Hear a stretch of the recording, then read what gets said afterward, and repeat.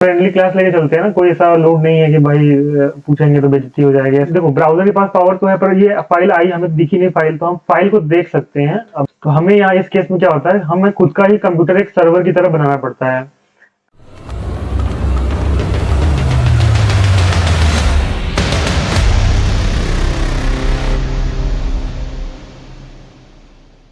तो स्टार्ट करने से पहले, कोडिंग में जाने से पहले ना थोड़ा सा समझ लेते हैं ना कि कैसे काम चीजें कैसे काम करती हैं। जैसे कुछ ऐसे टर्म्स होते हैं जैसे क्लाइंट सर्वर होते हैं, जो कि आगे हम यूज करेंगे कि सर्वर साइड हो रहा है, क्लाइंट से में हो रहा है, तो हम वो कंफ्यूज होते हैं ना कि चीजें होती क्या है, कैसे काम करता है इंटरनेट। हम कुछ यूआरएल सर्च करते हैं तो हमें वेबसाइट कैसे लोड हो जाता है, कैसे दिखने लगता है।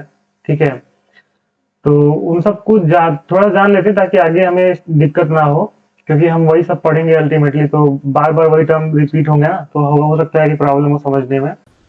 ठीक है, तो जनरली हम करते क्या है, देखो वेबसाइट डेवलपमेंट हम सीखेंगे, थोड़ा सा पहले उसके पहले की चीजें सीख जाते हैं ना, कि हमें सर्वर के बारे में कुछ आइडिया हो, कि हम खुद जब वेबसाइट बनाना सीखेंगे तो हम खुद क्या करेंगे कि लाइव सर्वर ऑन करेंगे, तो वो सर्वर टर्म बार बार यूज होगा, क्लाइंट टर्म बार बार यूज होगा, तो समझ लेते हैं क्या होता है। ठीक है, जैसे हम ये हमारा जो सामने खुला हुआ है ना, ये ब्राउजर है, बेसिकली क्रोम ब्राउजर मैं यूज कर रहा हूँ, कोई और भी ब्राउजर यूज कर सकते हैं, फायरफॉक्स आते हैं, ठीक है, मोजिला के आते हैं, और भी ब्राउजर्स हैं, एज है, कोई भी यूज कर सकते हो। बेसिकली ब्राउजर का काम क्या होता है, ब्राउजर खोलते हैं, ऊपर हमें एक सर्च बार मिलता है, हम यहाँ पे कोई भी चीज टाइप करते हैं। ठीक है, जैसे फिलहाल के लिए अभी मैं google.com टाइप कर लेता हूँ, या फिर facebook.com, कुछ भी टाइप कर सकते हैं, ये बेसिकली डोमेन बोलते हैं इसको। ठीक है, जो खुला हुआ है यहाँ पे डोमेन नेम होता है। तो जैसे हम इसको एंटर करते हैं तो क्या होता है, हमारे सामने google.com की वेबसाइट खुल जाती है। यही होता है हमारे साथ। हाँ, और थोड़ा सा जवाब देते रहना, थोड़ा इंटरेक्टिव क्लास रहेगा, और एकदम ऑनेस्टी के साथ बताना, कोई ऐसी जरूरत नहीं है, हम बहुत बेसिक लेवल पे लेके चलेंगे। और जो समझ में नहीं आएगा वहाँ पे हैंड रेस करना, वहाँ पे हम डिस्कस कर लेंगे उन चीजों को। ठीक है, तो ये google.com का जो वेबसाइट है ये खुल गया हमारे सामने। पर ये हुआ कैसे, मतलब हमने तो ये ब्राउजर खोला, यहाँ पे टाइप किया। ठीक है, तो इसके लिए थोड़ा सा टर्मिनोलॉजी होती है कि चीजें काम कैसे करती है। तो देखो होता क्या है ना, कि हम अभी जैसे मैं बता रहा हूँ कि हमारे पास एक कंप्यूटर है। ठीक है, इस कंप्यूटर में क्या किया, मैंने एक ब्राउजर ओपन कर लिया है, और ये ब्राउजर में मैं क्या किया, कुछ टाइप किया, सपोज करो कि मैं google.com टाइप किया। ठीक है, और यहाँ से मैं क्या किया, जैसे एंटर किया तो यहाँ से एक रिक्वेस्ट जाता है, और उस रिक्वेस्ट के बदले में हमें कुछ रिस्पॉन्स मिलता है, और वो रिस्पॉन्स ही हमें दिख रहा होता है। जैसे हमें जो सामने दिख रहा है ना google.com की वेबसाइट, जहाँ पे ये गूगल का लोगो दिख रहा है, एक इनपुट बॉक्स दिख रहा है, ठीक है, दो बटन दिख रहे हैं, कुछ लिंक है यहाँ पे। तो बेसिकली ये हमें गूगल की तरफ से एक रिस्पॉन्स मिला है। पर ये रिस्पॉन्स मिला कैसे, मतलब ये रिक्वेस्ट गई कहीं ना कहीं, तो गई होगी ना, जहाँ से प्रोसेस होकर हमें रिस्पॉन्स मिला है, जिसको ब्राउजर एक्चुअली दिखा पा रहा है। तो देखो, जो हमारा कंप्यूटर है ना, बेसिकली इस कंप्यूटर को हम क्या बोलते हैं, ये इसको हम एक टर्म देते हैं टेक्निकल, कि इसको क्लाइंट बोल देते हैं, कि ये एक क्लाइंट का कंप्यूटर है। ठीक है, और क्लाइंट क्या करता है, एक रिक्वेस्ट भेजता है, तो इसके पीछे बिहाइंड द सीन भी एक कंप्यूटर रखा होता है। ठीक है, ये कंप्यूटर क्या करता है, ये कंप्यूटर इस रिक्वेस्ट को हैंडल करता है, ये रिक्वेस्ट सीधे यहाँ पे आती है। ठीक है, और इसको प्रोसेस करता है। तो रिक्वेस्ट में हमने google.com लिखा, तो ये इसका लिखने का मतलब है कि हमने एक फाइल का डिमांड किया, जो कि एक index.html की फाइल होती है। तो ये कंप्यूटर क्या करेगा, अपने स्टोरेज में ढूंढेगा, ठीक है, कि कोई फाइल ऐसा index.html का है क्या। अगर होगा तो ये रिस्पॉन्स भेज देगा। ठीक है, और यही रिस्पॉन्स हमें हमारे कंप्यूटर पे दिखेगी, जो कि ऐसा रेंडर होके दिखता है, हमें कोई एक वेबसाइट दिखता है, और हर वेबसाइट का प्रोसीजर यही होता है।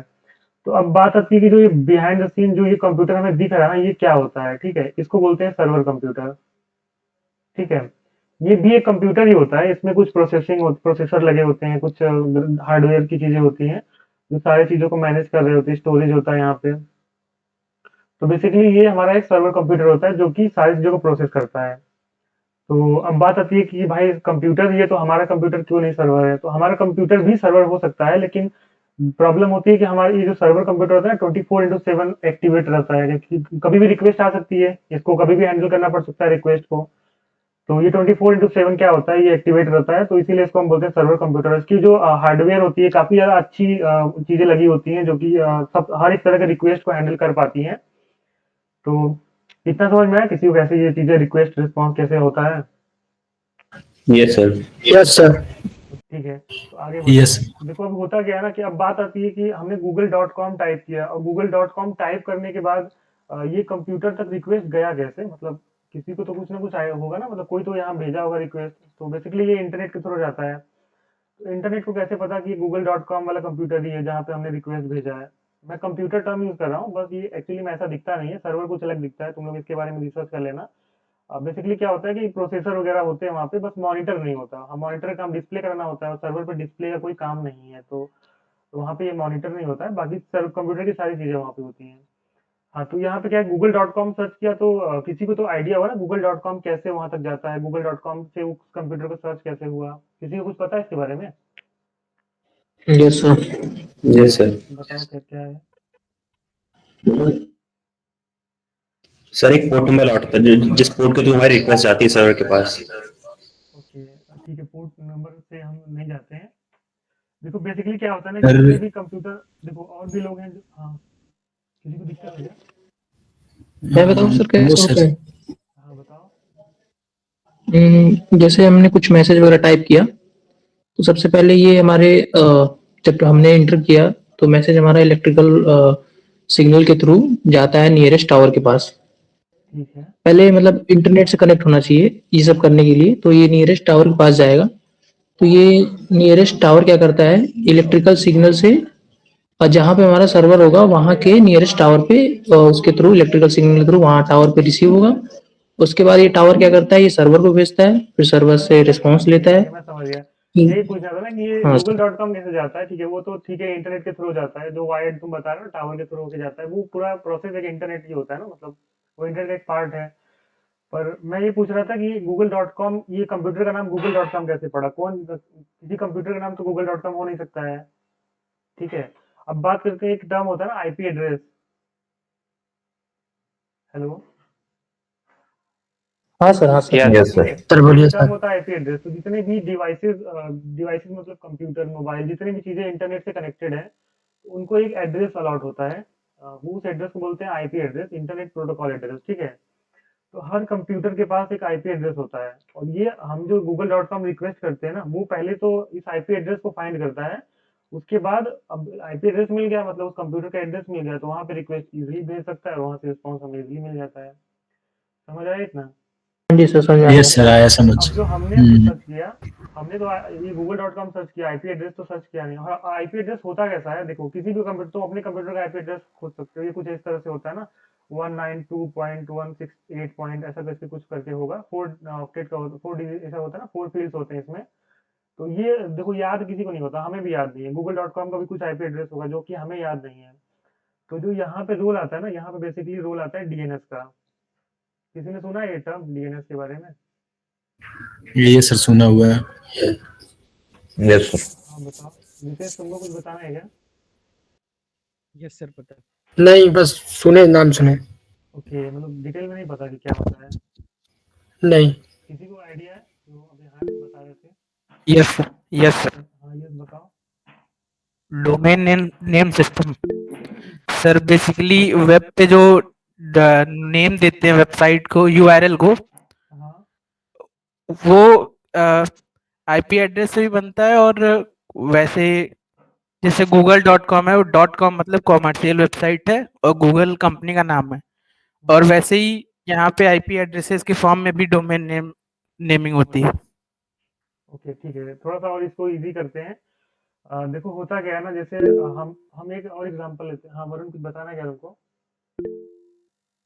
यस सर, ये सर आईपी एड्रेस को human language, human readable language में ट्रांसलेट करता है। नहीं नहीं, ये नहीं करता है। ठीक है, थोड़ा सा अब समझते हैं इसके बारे में डिटेल में। सौरभ, तुमको कुछ बताना है क्या? Yes sir. सर ये जैसे है google.com है तो google.com के लिए एक आईपी एड्रेस होगा जो कंप्यूटर का एड्रेस होगा। तो उस आईपी एड्रेस के लिए जो डीएनएस है ये नेम प्रोवाइड करता है। जैसे google.com है तो गूगल ने इसको प्रोवाइड किया है कि अगर मान लीजिए 192.168.1.1 अगर ये गूगल का सर्वर का आईपी एड्रेस है तो उसके लिए नेम अलॉट होगा। और ये सारा काम डीएनएस रिजॉल्वर के थ्रू होता है और जो भी राउटिंग होता है वो ट्रांसलेशन जो डीएनएस रिजॉल्वर करता है। ओके, थोड़ा इसको और समझते हैं। ठीक है, क्योंकि इस लोगों ने अलग अलग चीजें बता दी है। ठीक है, थोड़ा इजी में समझते हैं कि सबको समझ में आ जाए। देखो होता क्या है ना, हम अपने मोबाइल यूज करते हैं, उसमें हम क्या फोन बुक यूज करते हैं ना, जिसमें हम क्या कुछ कॉन्टेक्ट सेव करते हैं। देखो इतने सारे मोबाइल नंबर हम सेव करते हैं अपने मोबाइल में, हमें याद नहीं रहते ना वो सारे नंबर, हम याद भी नहीं कर पाएंगे, 100 200 नंबर, कुछ लोग तो हजार हजार नंबर सेव कर लेते हैं। तो वो याद करना प्रैक्टिकली तो पॉसिबल नहीं है, हो सकता है किसी की मेमोरी इतनी शार्प हो याद कर ले सारे नंबर को। तो हम क्या करते हैं कि हम उन नंबर को सेव कर लेते हैं। और सेव कैसे करते हैं, तो हमारे मोबाइल का जो फोन बुक होता है ना, उसमें क्या होता है कि हम एक बेसिकली एक टेबल टाइप का कुछ बना होता है, ठीक है, जहाँ पे हम क्या करते हैं, एक तरफ हम नेम सेव करते हैं और दूसरी तरफ हम क्या करते हैं वो नंबर सेव कर लेते हैं। जैसे फॉर एग्जांपल मैं नेम सेव कर रहा हूँ यश का, ठीक है, तो यश नाम सेव किया और यश का जो भी नंबर था 10 डिजिट का नंबर होता है, ठीक है, वो 10 डिजिट का नंबर मैंने सेव कर लिया। अब मुझे क्या है कि मुझे ये तो याद नहीं कि वो नंबर क्या था 10 डिजिट का, पर मुझे ये याद है कि यश नाम से मैंने सेव किया था। या पहचान के लिए कुछ और डाल सकते हैं, यश के आगे कुछ भी जो मुझे अच्छा लगे। तो अब जब दोबारा मुझे सर्च करना पड़ेगा, ऐसे ही करके मैं और भी नंबर सेव कर लूंगा, ठीक है, जैसे मान लो वरुण का नंबर सेव कर लेता हूँ, ठीक है, उसका नंबर यहाँ पे सेव कर लिया मैंने। तो अब ऐसे क्या होगा, 10 जितने भी 1000 2000 10,000 में नंबर सेव करूंगा, पर जब मुझे उनको सर्च करना पड़ेगा तो मैं यस के नाम से उनको सर्च कर सकता हूँ इजीली। हाँ, या फिर हर नंबर एक यूनिक नाम से सेव करते हैं हम, जैसे यस के आगे कुछ लगा देंगे, यस कॉलेज, यस अपना कुछ भी लिख देंगे, क्लासमेट, तो ताकि हमें वो याद रहे कि कौन किस यस का नंबर किस नाम से सेव है, ठीक है। तो सेम काम जो है ना डीएनएस भी करता है। डीएनएस क्या करता है, एक टेबल बनाता है अपने पास, ठीक है, उस टेबल में क्या करता है, एक तरफ तो वो लिखता है डोमेन नेम, जितने भी डोमेन नेम होते हैं। और किसी को दिक्कत है क्या कि डोमेन नेम क्या होता है, किसी को इस वर्ड में प्रॉब्लम है क्या कि डोमेन क्या होता है एक्चुअली में, किसी को प्रॉब्लम नहीं है? देखो जितना भी एकदम फ्री होके ठीक है करते हैं, पढ़ते हैं हम, ऐसा कोई लोड नहीं लेना है। तो जिसको भी थोड़ा सा भी दिक्कत है ना कि क्या है, बाद में परेशान होने से अच्छा अभी पूछ लेना, हम लोग बहुत अच्छे से कर लेंगे। तो डोमेन नेम में क्या होता है, जैसे google.com हो गया, facebook.com हो गया, ये बेसिकली क्या होता है, इसको डोमेन बोलते हैं, ठीक है, फेसबुक का डोमेन नेम हो गया, गूगल का डोमेन नेम हो गया, ठीक है, youtube.com हो गया। और उनके साथ में डीएनएस क्या करता है, उनका आईपी एड्रेस सेव करता है, ठीक है, आईपी एड्रेस सेव करता है। तो अब क्या होता है कि यहाँ पे इसने रखा गया है गूगल, जो भी हमने सेव किया था ना google.com जो भी लिखा था उसका आईपी एड्रेस इसने यहाँ पे डाल दिया पूरा। फिर इसी तरह से यूट्यूब का IP.com लिखा और उसका भी आईपी एड्रेस पूरा इसने रख लिया।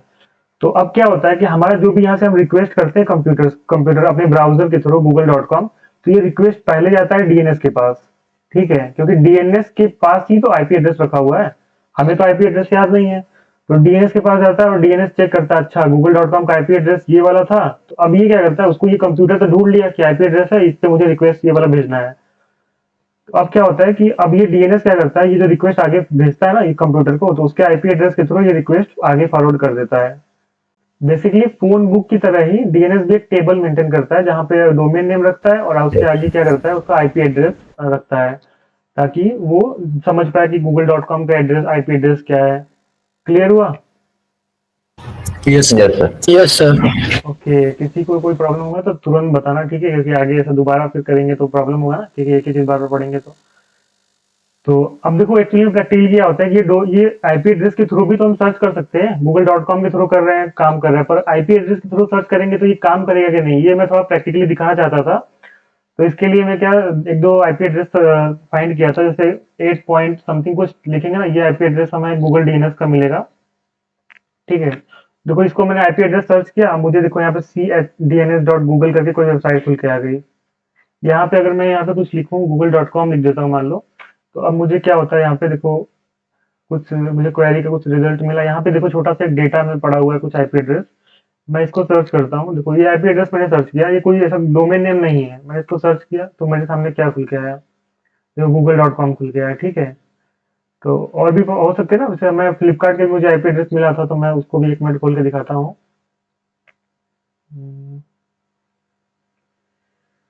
ठीक है, तो देखो यहाँ पे मुझे एक आईपी एड्रेस मिला flipkart.com का, ये आईपी एड्रेस।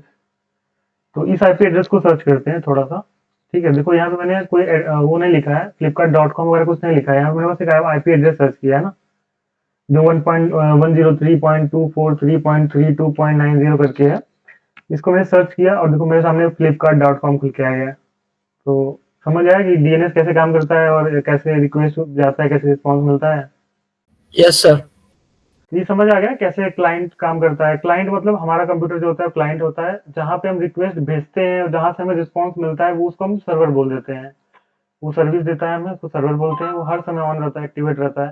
और देखते हो कि कभी फेसबुक का सर्वर फेसबुक खोल रहे हो उसमें बता रहा है कि नॉट रीचेबल नॉट रीचेबल, तो लोग बोलते हैं कि फेसबुक का सर्वर क्रैश कर गया था या कुछ ऐसा इशू होता है, कभी व्हाट्सअप नहीं चल रहा होता है। तो ये कंप्यूटर जब बंद हो जाता है या फिर ऐसा कुछ होता है जहाँ से हमारी कनेक्शन ब्रेक हो जाता है तो हम बोलते हैं कि सर्वर का कुछ इशू था। तो वो बड़ी कंपनियां हैं तो वो सॉल्व कर लेती हैं थोड़ी टाइम में, आधे घंटे 1 घंटे में, ठीक है। तो बेसिकली ये पूरा प्रोसीजर है, हमें ऐसे रिक्वेस्ट भेजते हैं, ऐसे रिस्पॉन्स मिलता है, ठीक है। अब देखते हैं कि रिस्पॉन्स मिलता है तो हमारे हमें दिखता कैसे है, मतलब वो क्या रिस्पॉन्स होता है हम, ठीक है। तो हमने क्या किया यहाँ से, फॉर एग्जाम्पल हमने कुछ टाइप किया, google.com सर्च किया। अब ये क्लियर आइडिया दिमाग में ले चला है, google.com सर्च करने पे आईपी एड्रेस फाइंड होता है डीएनएस पे से, और उस आईपी एड्रेस के थ्रू कंप्यूटर फाइंड होता है, फिर वहां से हमें रिस्पॉन्स मिल रहा होता है, ठीक है। अब जैसे google.com होता है तो बाय डिफॉल्ट ये सेट होता है, google.com लिखने का मतलब है कि एक ऐसी फाइल को हम कर रहे हैं, डिमांड कर रहे हैं जिसका नाम है index.html, ठीक है। ये फाइल हो सकती है ऐसा कुछ।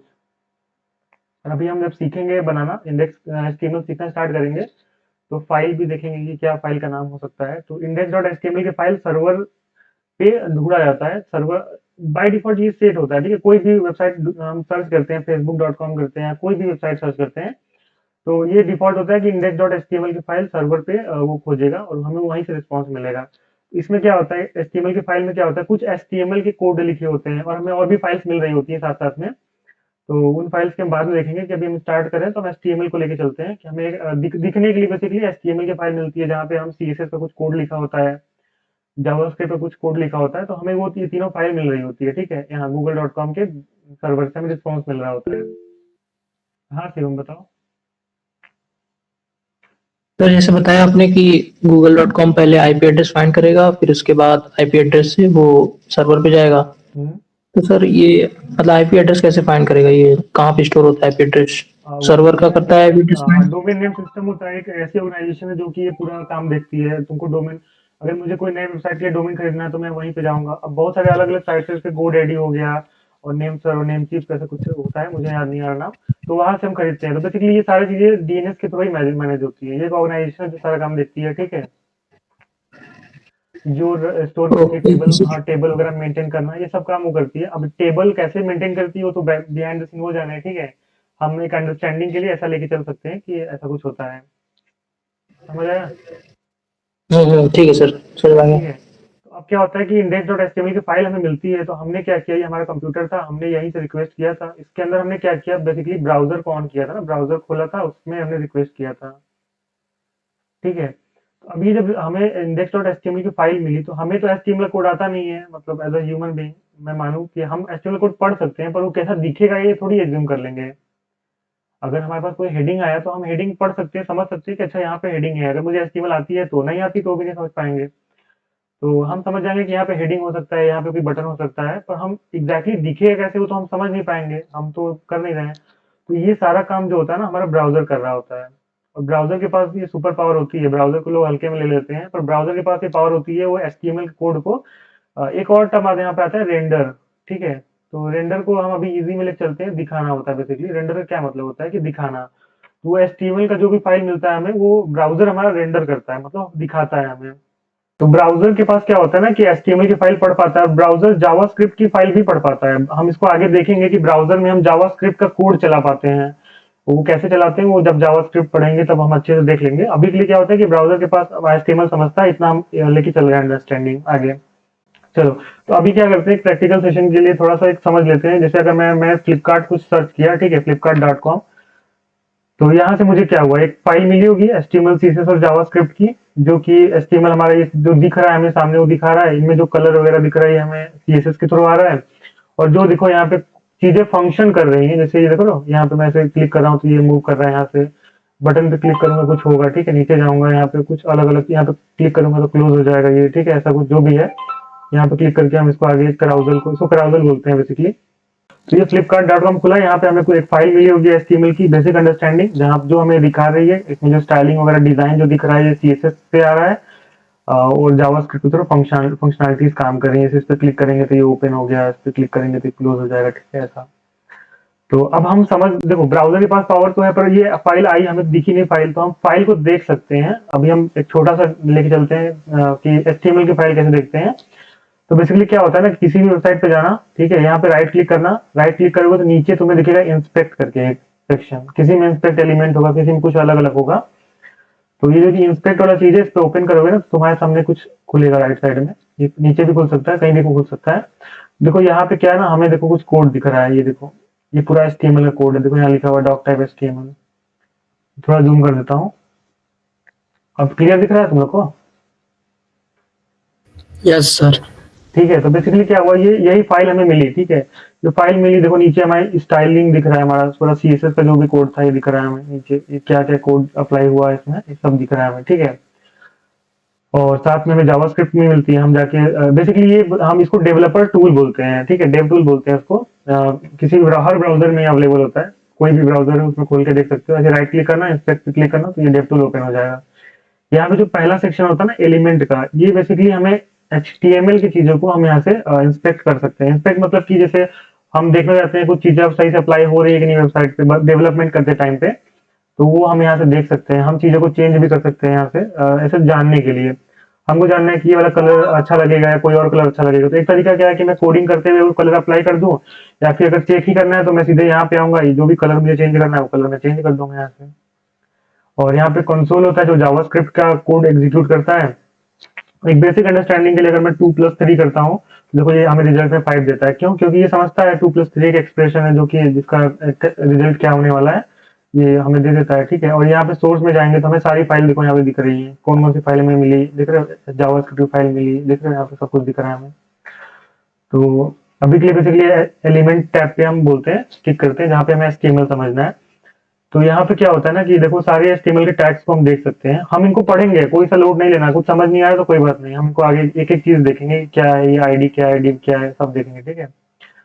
अभी के लिए बस समझ लेते हैं। देखो यहाँ पे स्क्रिप्ट टैग है, स्क्रिप्ट टैग बेसिकली जावास्क्रिप्ट को लिंक करने के लिए यूज होता है। देखो ये सब फाइल इसमें जावास्क्रिप्ट की लिंक हुई है, यहाँ पे देखो कुछ स्टाइल सीट या CSS की फाइल लिंक हुई है, ठीक है, ऐसे करके। तो हम इनको इंस्पेक्ट कर सकते हैं समझने के लिए कि कैसे ये वेबसाइट बना हुआ है, होगा कौन सी कलर यूज हुआ है।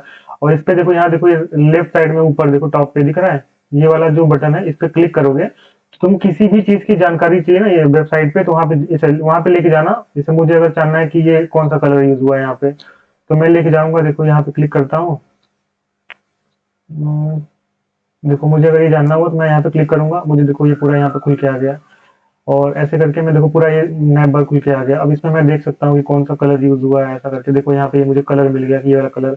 अगर मुझे इसको चेंज करना है ना, मैं इसको अभी अगर समझ नहीं आ रहा तो कोई बात नहीं है, हम इसको एक एक करके देखेंगे। देखो मैं यहाँ रेड लिखा और देखो पूरी वेबसाइट का कलर देखो क्या हुआ, रेड हो गया, देख रहे हो। तो ये बेसिकली एक बार ही होता है, क्योंकि बैकएंड में तो मैंने कुछ चेंज किया नहीं, तो मैं इसको फिर से रिलोड करूंगा तो फिर से एक नई फाइल बन के आएगी जहाँ पे पुराना कोड जो होगा फिर से हमें मिल जाएगा। इतने में अगर किसी को भी कोई दिक्कत आ रहा है तो वो खुल के पूछ सकता है कि क्या प्रॉब्लम हुआ, किसी को कुछ समझ नहीं आया या फिर किसी को कुछ लग रहा है कि कुछ ऊपर चला गया तो पूछ सकता है। अदरवाइज बाय डिफॉल्ट हम लेके चलेंगे, सब आ रहा है समझ में, ठीक है। ऐसा फ्रेंडली क्लास लेके चलते हैं ना, कोई ऐसा लोड नहीं है कि भाई पूछेंगे तो बेइज्जती हो जाएगी, ऐसा कुछ नहीं, ठीक है। एकदम जैसे सर ने बताया ना, बेशरम बन जाओ जो नहीं आ रहा है पूछो। हाँ बताओ शिवम। सर ये कह रहा था सर, जैसे रेंडर कैसे होता है आप थोड़ा इंटरनली बता देंगे तो अच्छा रहेगा सर, मतलब देखो जानना था मुझे। इंटरनली हम लोग डिटेल में देखेंगे, पर क्या है ना, यहाँ पे बहुत सारे लोग हैं जो कि HTML से भी इतना फैमिलियर नहीं है, तो हम उनको भी लेके चलना है ना, धीरे धीरे करके हम सारी चीजें देखेंगे, कैसे चीजें काम करती है, बिहाइंड द सीन कैसे एक एक चीज हो रहा है, सब कुछ देखेंगे। Okay okay sir, okay sir, अभी नो प्रॉब्लम। क्लियर है कि नहीं किया? क्योंकि हम HTML कोड स्टार्ट करने से पहले हमें कुछ आइडिया देना था कि भाई ये कैसे चीजें चलती हैं, तो उसके लिए मैं बता रहा था कि स्टार्ट करने ऐसा ना लगे कि सीधे कोडिंग शुरू कर दी है, बाकी चीजें समझ ही नहीं आई क्या हो रहा है, कैसे हो रहा है। अब चलते हैं, थोड़ा सा स्टार्ट करने से पहले हम जान लेते हैं कि क्या क्या हमें, हमारे पास कंप्यूटर में क्या क्या होना चाहिए जिससे हम कोडिंग कर सके। तो पहला चीज कि हमारे कोड लिखने के लिए कोड एडिटर होना चाहिए, टेक्स्ट एडिटर कुछ भी हो, नोटपैड पे भी कोडिंग हो जाता है, पर हाँ उस पे हमें वो सारी मतलब फीचर्स नहीं मिलेंगे। तो पहले तो एक VS कोड होना चाहिए हमारे पास, VS कोड डाउनलोड कर लेना जिसके पास नहीं है। VS कोड नहीं है तो VS कोड लिख करके यहाँ पे गूगल पे यहाँ से डाउनलोड कर सकता है सीधे। VS कोड डाउनलोड पे क्लिक करेगा तो विंडोज, लिनक्स, मैक जिसके लिए भी चाहिए वो यहाँ से देखो ऑप्शन है, वो डाउनलोड कर सकता है। अब डाउनलोड करने के बाद क्या होता है, वो VS कोड जब ओपन करेगा ना, किसी भी फोल्डर में जाएगा, फॉर एग्जाम्पल मैं यहाँ पे चलता हूँ, इस पर राइट क्लिक करेगा, यहाँ पे ओपन विथ कोड करेगा तो ओपन हो जाएगा। देखो मेरा VS कोड जो है ओपन हो चुका है, ठीक है। तो ये VS कोड कुछ ऐसे दिखता है। यहाँ पे हम क्या कर सकते हैं, कुछ चीज़ों को कर सकते हैं। तो स्टार्ट करने से पहले मैंने बताया ना कि सर्वर से फाइल आती है, तो अब हमारे पास सर्वर तो है नहीं कंप्यूटर में, और हम इंटरनेट से जुड़े भी नहीं हैं, हम तो कोड अपने कंप्यूटर में ही लिख रहे हैं और हम वहीं पे चेक करेंगे और उसी के ब्राउज़र में चेक करेंगे। तो वो हम कैसे करेंगे? तो वो उसके लिए तरीका होता है कि हम फाइल को डायरेक्ट ओपन कर सकते हैं। बेसिकली क्या होता है ना कि हम हमारे पास सर्वर तो है नहीं, कोई और दूसरा कंप्यूटर नहीं है जहाँ से हम रिक्वेस्ट रिस्पॉन्स कर सकते हैं, या इंटरनेट के थ्रू कनेक्टेड रहे या फिर लैन केबल के थ्रू कनेक्टेड रहे, ऐसा कुछ भी नहीं है। तो हमें यहाँ इस केस में क्या होता है, हमें खुद का ही कंप्यूटर एक सर्वर की तरह बनाना पड़ता है। तो उसके लिए क्या होता है ना कि यहाँ देखो लेफ्ट साइड में अलग अलग टैब है, जिसमें फाइल का टैब है, सर्च करने के लिए सर्च टैब है, ठीक है। यहाँ गिट का टैब है, बाद में देखेंगे हम इसको। और नीचे देखोगे तो एक एक्सटेंशन का टैब है। आई होप दिख रहा हो तुम लोग को, किसी को नहीं दिख रहा होगा तो बताना, ठीक है। यहाँ पे सर्च बॉक्स में क्या होगा, सीधे सर्च करना लाइव सर्वर, ठीक है। तो यहाँ पे क्या है, देखो यहाँ पे लाइव सर्वर, ये रिट्वीक डेक करके कुछ है। यहाँ से ये मैं डाउनलोड कर लिया हूँ पहले से ही। तो तुम लोग भी यहाँ पे डिसेबल की जगह इंस्टॉल लिख के आएगा, जिसने नहीं किया अभी तक वो ये कर लेगा। तो इससे क्या होता है कि जो कंप्यूटर अभी हम लोग देख रहे थे क्लाइंट सर्वर में, वो सर्वर वाला कंप्यूटर हमारा खुद का ही कंप्यूटर बन जाएगा। तो हम अपने ब्राउजर से अपने खुद के ही कंप्यूटर में रिक्वेस्ट कर सकते हैं और वो पूरा इन्वायरमेंट ऐसा बन जाएगा कि सर्वर है। तो देखो क्या होता है कि अब हमें HTML शुरू करने से पहले हमें फाइल बनाना पड़ता है HTML का, जिसमें हम HTML की कोडिंग कर सकें। तो HTML का फाइल बनाने के लिए क्या होता है, देखो यहाँ पे हम ऐसा इस पे क्लिक करके एक फाइल बना सकते हैं, इस पे क्लिक करके एक फोल्डर बना सकते हैं। ये सब अपना देख लेना, डीबग कर लेना यूट्यूब पे VS कोड में क्या क्या फीचर्स है, तो वो समझ आ जाएगा। अभी के लिए क्या है कि एक फाइल बनाना है, तो हमें इस बटन पे क्लिक करना होगा और हम एक फाइल बना सकते हैं, ठीक है।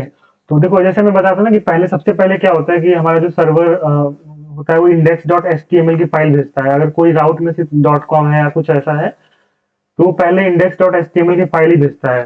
तो हम क्या करते हैं, index.html की फाइल को बना लेते हैं, ठीक है। ये एक फाइल बन चुकी है। अब इसके अंदर क्या करते हैं, हम कुछ कोड लिखेंगे, तो जूम कर लेता हूँ, ठीक है। तो इसके लिए देखो VS कोड में ऑलरेडी कुछ चीजें डिफाइंड है कि कैसे करना है। तो देखो अगर मैं यहाँ पे ये वाला बटन प्रेस करूंगा ना, ये जो एक्सक्लेमेशन वाला बटन होता है, तो हमें कुछ टेम्पलेट पहले से जो लिखा हुआ है VS कोड में, देखो ये पूरा एब्रिविएशन जो लिखा है ना, एमिट एब्रिविएशन। तो क्या होता है ना कि अगर मैं ये एक्सक्लेमेशन वाला जो बटन है, तुम लोग कंप्यूटर में 1 के ऊपर होगा, 1 नंबर के ऊपर देख लेना, वहां पे होता है। तो ये जो बाय डिफॉल्ट टेम्पलेट होता है ना, तुम चाहो तो एक एक करके खुद से लिख लो, और चाहो तो VS कोड तुमको ये फैसिलिटी दे रहा है कि HTML5 का जो चीजें हैं वो लिख लो, या फिर तुम सीधे HTML5 लिखोगे ना, देखो ये वाला, तब भी तुमको ये चीजें मिल जाएंगी। तो ये दोनों शॉर्टकट है इसको लिखने का। अदरवाइज तुम चाहो तो अपने से खुद से एक एक लाइन लिखो, ज्यादा अच्छा रहेगा स्टार्टिंग में सीखने के लिए। तो ठीक है, स्टार्टिंग में एक दो बार ये खुद से लिख लेना, देख देख के लिख लो, चाहे कैसे भी लिख लो, ताकि वो लिखने का तरीका क्लियर हो जाए कि कैसे लिखते हैं। HTML5 लिखेंगे तो ये सारे कोड हमें मिल जाएंगे। तुम लोग क्या करना कि 1 बाय 1 जो भी चीजें है ना, 1 बाय 1 अपना एक एक लाइन लिखना, ताकि स्टार्टिंग में जो जो पहले से कर रहे हैं उनके लिए कोई दिक्कत नहीं, जो अभी शुरू करने वाले हैं तो वो एक एक लाइन लिख लेंगे ताकि उनको आइडिया हो जाए। तो इस पे जाके एंटर करोगे, तुमको ये बाय डिफॉल्ट जो चीजें होती है ना ये मिल जाएंगी, ठीक है। तो अब एक एक करके इनको समझ लेते हैं कि ये चीजें हैं क्या एग्जैक्टली। देखो सबसे पहली जो लाइन लिखी हुई है वो डॉक टाइप HTML है। अगर मैं इसको हटा दूं यहाँ से, तो ये देखो जो पहली लाइन लिखी हुई है, ये लिखा हुआ डॉक टाइप HTML। जैसे हर एक एप्लीकेशन होता है उसके हम कुछ वर्जन यूज करते हैं, जैसे वर्जन 1, वर्जन 2, वर्जन 3, 4 ऐसा करके। तो अभी के लिए जो HTML चल रहा है ना वो वर्जन 5 चल रहा है, ठीक है। इसके पहले HTML वर्जन 4 यूज करते थे।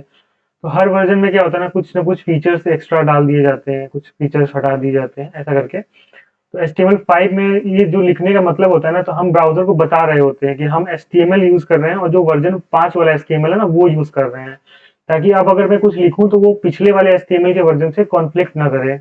हो सकता है मैं अगर ये ना लिखूं तो कुछ क्योंकि पिछले वर्जन में कुछ और चीजें होंगी जिनको यूज कर लिखा जाता होगा, ठीक है। तो इसका लिखने का मतलब होता है कि हम अपने डॉक्यूमेंट का डिक्लेरेशन कर रहे हैं। और हाँ, जो ये फाइल हमारी है ना index.html की फाइल, हम इसको डॉक्यूमेंट बोलते हैं, ठीक है। तो कुछ टेक्निकल वर्ड हैं, उनको लेके चलते हैं एक एक करके। तो जो फाइल होती है इनको हम डॉक्यूमेंट बोलते हैं। और इसी तरह एक डॉक्यूमेंट ऑब्जेक्ट मॉडल होता है जो कि बहुत फेमस मॉडल है, जावास्क्रिप्ट में पढ़ते हैं लोग। तो वहां पे जो डॉक्यूमेंट का जो मतलब होता है ना वो यही से मतलब होता है कि जो HTML फाइल होती है डॉक्यूमेंट होता है। और इसमें क्या होता है, हर एक चीज एक ऑब्जेक्ट होता है, ठीक है। और वो जो पूरा एक ट्री जैसा स्ट्रक्चर बनता है उसको मॉडल बोलते हैं। ये हम आगे डिटेल में देखेंगे जावास्क्रिप्ट के सेशन में। पर अभी के लिए समझ लो कि ये लिखने का मतलब है कि हम एक डिक्लेरेशन लिख रहे हैं कि भाई जो हमारा ये डॉक्यूमेंट है, जो हम अभी लिखने वाले हैं एचटीएमएल कोड, इसका जो टाइप है एचटीएमएल है, और ये जो सिंटेक्स है ये दर्शाता है कि एचटीएमएल 5 हम यूज कर रहे हैं। इतना समझ में आ गया? वर्जन 5 में यूज कर रहे हैं एचटीएमएल का, सिंपल भाषा में। किसी को दिक्कत है इसमें? ठीक है। No sir. और बाकी जो कोड होता है ना, देखो अभी स्ट्रक्चर क्या होता है कि पहले तो हमारा देखो, हाँ बेसिकली क्या होता है ना कि यहाँ पे कुछ टैग होते हैं। और एक और एग्जांपल लेके चलते हैं स्टार्ट करने से पहले, हो सकता है किसी को प्रॉब्लम हो रही हो, ठीक है? तो एक हम छोटा सा लेके चलते हैं एग्जांपल। देखो 3 हम लोग चीज जान देखते हैं। एक होता है एचटीएमएल। वेब डेवलपमेंट के स्टार्ट करने से पहले 3 चीजें लोग बताते होंगे कि ये कर लोगे तो वेब डेवलपमेंट स्टार्ट हो जाएगा। Web HTML, CSS and JavaScript, ठीक है? तो बेसिकली क्या होता है कि हाँ, इतना चीज करने से एक वेबसाइट बनाने के लायक हो जाओगे, ठीक है? कोई भी एक वेबसाइट बना सकता है। और हाँ, अगर और इजी बनाना है और फीचर्स इंट्रोड्यूस करने हैं तो बहुत सारे और चीजें इसमें हिसाब से बता रहे थे कि रिएक्ट जेएस हो गया, और भी बहुत सारी, नेक्स्ट जेएस हो गया, व्यू हो गया, ठीक है? और भी बहुत सारी चीजें हैं, फ्रेमवर्क से लाइब्रेरी है। बेसिकली क्या होता है ना कि 3 चीजों का यूज करते हैं हर एक फ्रेमवर्क और हर लाइब्रेरी, ऐसा कुछ अलग से नहीं लेके आएंगे यूज करने के लिए। तो ये एचटीएमएल सीएसएस तो आना ही चाहिए, क्योंकि हमें जो बनाना है वो एचटीएमएल से बनता है। सीएसएस के से हम क्या करते हैं, हम उन चीजों पे स्टाइलिंग लगाते हैं, हम उनको कलर वगैरह देते हैं, उनको हम स्टाइल देते हैं, ठीक है? जावास्क्रिप्ट क्या करता है कि फंक्शनैलिटी काम करता है। इसी को ना एक छोटा सा एग्जांपल में लेके चलते हैं। बहुत फेमस एग्जांपल है, हर कोई देता है, मैं भी दे देता हूँ, ठीक है? तो बेसिकली क्या होता है ना कि कार जो बनता है ना, कार, तो कार वाला मॉडल लेके चलते हैं कि कार कैसे बनता है। देखो, कार बनने के पीछे ना 3 फेजेस हम मान सकते हैं, और हर डेवलपमेंट में मुझे लगता है 3 फेजेस ही होते होंगे। पहला जो फेज होता है ना, वो होता है हमारा स्ट्रक्चर बनाने का फेज। कुछ भी हम करें पहले स्ट्रक्चर बनाते हैं, ठीक है? और जो दूसरा फेज होता है वो होता है हमारा, बेसिकली हम उन स्ट्रक्चर को कुछ स्टाइल देते हैं, या फिर हम बोले तो डिजाइन करते हैं उसको, ठीक है? तीसरा जो फेज होता है वो होता है हमारा, बेसिकली हम उनमें फंक्शनैलिटी ऐड करते हैं, ठीक है?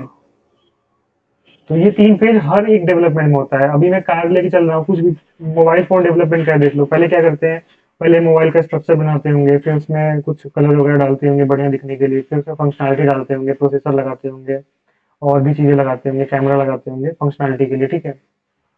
तो ये 3 फेज तो हर एक डेवलपमेंट में होते हैं, और यही 3 फेज हमारे वेबसाइट डेवलपमेंट में भी होने वाले हैं। तो अभी क्या होता है, जैसे कार को पहले क्या करते हैं, कार को बनाने से पहले हम क्या करते हैं, कार का स्ट्रक्चर बनाते हैं। स्ट्रक्चर मतलब समझ रहे हो ना, एक मतलब ढांचा जो होता है, जिसमें हम बॉडी होती है, टायर होता है, सीट होता है, ये सब लगा देते हैं, तो ये एक स्ट्रक्चर हमारा बन के तैयार हो जाता है। और ये साइड बाय साइड ना हम कंपेयर करेंगे एचटीएमएल वेब डेवलपमेंट से बेसिकली, ठीक है?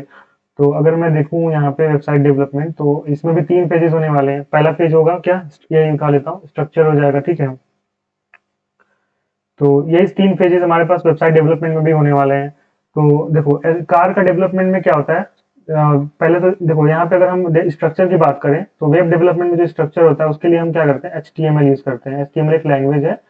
इसका फुल फॉर्म पता है क्या तुम लोग को? फुल फॉर्म इसका किसको नहीं पता है? ये सर पता है। हमको नहीं पता है सर। ओके, ठीक है, बताओ Vijay. Hyper text markup language. Okay, ठीक है, बढ़िया। तो बेसिकली क्या होता है कि स्ट्रक्चर बनाने के लिए, मतलब इसका ढांचा, वेबसाइट का जो ढांचा होता है ना, हिंदी में बोले तो स्ट्रक्चर बनाने के लिए उसको एचटीएमएल यूज करते हैं। स्टाइलिंग के लिए हम क्या करते हैं, सीएसएस का यूज करते हैं। सीएसएस एक लैंग्वेज है जो कि स्टाइल करता है, डिजाइन जो भी देख रहे हैं, डिजाइनिंग हम देखते हैं वो सीएसएस के थ्रू होता है। और तीसरा पार्ट है फंक्शनैलिटी का, तो ये पार्ट होता है जावास्क्रिप्ट के थ्रू, ठीक है? तो बेसिकली ये 3 लैंग्वेज पढ़ने के बाद ही हम अगर चाहें तो किसी और फ्रेमवर्क पे शिफ्ट होते हैं। तो ये 3 लैंग्वेज तो आनी चाहिए, चाहे कोई फ्रेमवर्क पे जाओ, चाहे, ठीक है? और पुरानी चीजें हैं तो उस पे हम नहीं जाते हैं, क्योंकि उनमें यहाँ और भी चीजें यूज होती हैं। बेसिकली आज जो मॉडर्न वेब डेवलपमेंट होता है उसमें ये 3 चीजें तो हर हर कोई भी फ्रेमवर्क सीख लो, रिएक्ट सीख लो, रिएक्ट जो कर रहे होंगे उनको पता होगा कि वहाँ पे वो एचटीएमएल कोड लिखते होंगे, सीएसएस से स्टाइलिंग करते होंगे, और जावास्क्रिप्ट का कोड लिखते होंगे फंक्शनैलिटी के लिए। तो अब क्या होता है, देखो कार का डेवलपमेंट का अगर मैं एग्जांपल लूँ, तो यहाँ पे क्या होता है कि यहाँ पे देखो स्ट्रक्चर बनाने के लिए क्या करते हैं, कुछ मटेरियल्स का यूज करते हैं। हाँ,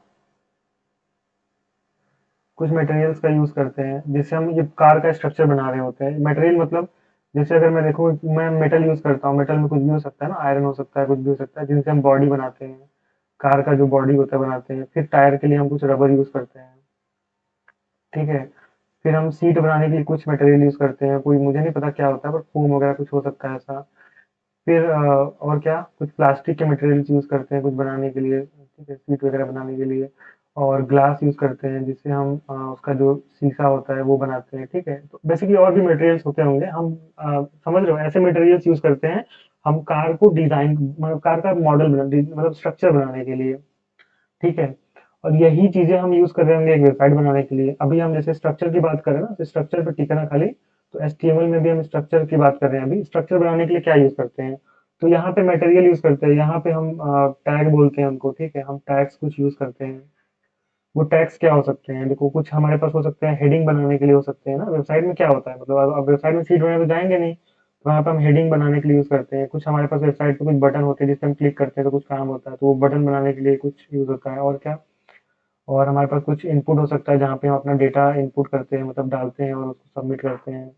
और यहाँ पे वेबसाइट पे लिंक हो सकता है ना, लिंक हो सकता है। और क्या हो सकता है? वेबसाइट पे लिस्ट हो सकता है ना, हम दिखता है लिस्ट डालते हैं 1 2 3 4 के ऑर्डर में ऐसा लिखा रहता है।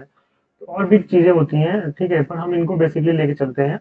ये सब चीज़ें हम बनाते हैं, जैसे हम कार में मटेरियल यूज़ करते हैं, तो यहाँ पे हम क्या यूज़ करते हैं? टैग यूज़ करते हैं इन सब चीज़ों को बनाने के लिए।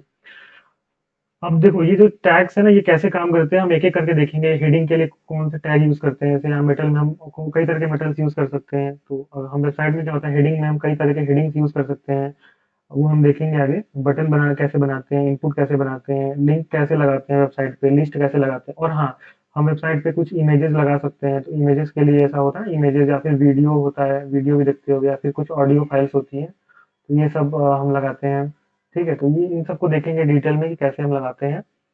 तो आई होप समझ में आ गया होगा ये चीज़ें। किसी को कोई डाउट हो तो पूछ सकता है। किसी को कोई डाउट नहीं हो रहा है? बढ़िया है तब तो। ठीक है, अभिषेक सिंह, हाँ बताओ क्या भाई दिक्कत है तुमको? क्या सर, जैसे आपने बोला कि सर जो HTML CSS जावा स्क्रिप्ट है वो तीनों लैंग्वेजेज है, तो सर इसको लैंग्वेज बोलना सही रहेगा हाँ, कि क्यों नहीं? नहीं? जब नाम में लिखा हुआ है हाइपर टेक्स्ट मार्कअप लैंग्वेज, तो तुम हम्म, कैसे डिसाइड कर रहे हो कि लैंग्वेज नहीं बोलते हैं? इसके बारे में हम बात करते हैं कि प्रोग्रामिंग लैंग्वेज होते हैं, मार्कअप लैंग्वेज होते हैं, स्टाइलिंग लैंग्वेज होते हैं, तो वो क्या होते हैं, क्या डिफरेंसेस होते हैं मार्कअप लैंग्वेज में और प्रोग्रामिंग लैंग्वेज में?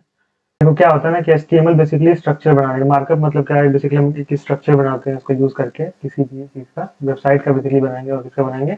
तो एचटीएमएल बेसिकली क्या होता है ना, स्ट्रक्चर बनाने के लिए होता है, तो इसलिए हाइपर टेक्स्ट मार्कअप लैंग्वेज वगैरह कुछ होता है, टेक्स्ट स्ट्रक्चर या फिर कुछ ऐसा बना लेते हैं उससे। तो यहाँ पे इसका मतलब बेसिकली यही होता है कि हम एक स्ट्रक्चर बनाते हैं। और प्रोग्रामिंग लैंग्वेज में क्या होता है? किसी को आइडिया है कि प्रोग्रामिंग लैंग्वेज का मतलब क्या होता है? हम मार्कअप लैंग्वेज या प्रोग्रामिंग लैंग्वेज में डिफरेंसेस कैसे फाइंड करते हैं? प्रोग्रामिंग लैंग्वेजेस में लॉजिक लिखते हैं। हाँ, बेसिकली लॉजिक लिखते हैं, ठीक है? वहाँ पे कुछ एक्सप्रेशन है जो कि हम कैलकुलेट करते हैं, एचटीएमएल में हम वो नहीं कर सकते। हम वहाँ पे 2+3 लिखेंगे तो हमें रिजल्ट मिलेगा, पर एचटीएमएल में वो नहीं लिख सकते। ठीक है? तो प्रोग्रामिंग लैंग्वेज बेसिकली यही होता है जो कि कुछ कैलकुलेशंस परफॉर्म कर रहे होते हैं, कुछ एक्सप्रेशन लिखते हैं, उनका हमें रिजल्ट मिल रहा होता है।